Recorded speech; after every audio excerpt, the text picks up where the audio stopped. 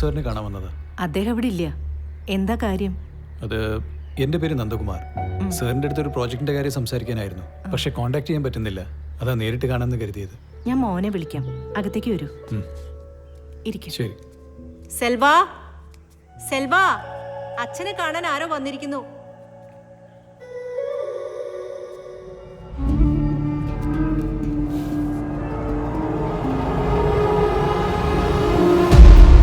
ഞാനെന്താ ചോദിക്കാൻ വന്നതെന്ന് എനിക്കറിയാം. ഒരാളുടെ ഓഡിറ്റർക്ക് അയാളുടെ എല്ലാ രഹസ്യങ്ങളും അറിയാൻ പറ്റും.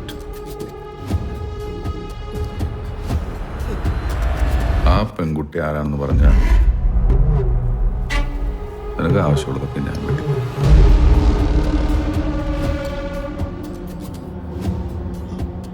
അല്ലെങ്കിൽ എനിക്ക് ആവശ്യമുള്ളതൊക്കെ ഞാൻ പറ്റും.